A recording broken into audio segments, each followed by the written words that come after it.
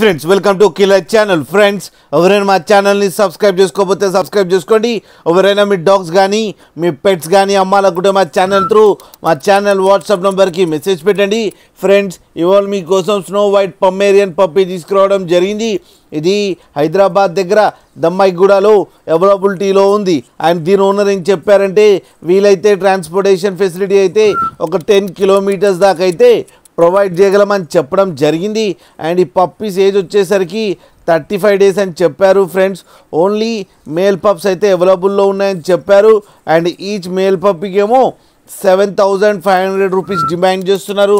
And రేట్లో స్లైట్గా negotiable ఉందని కూడా చెప్పడం జరిగింది.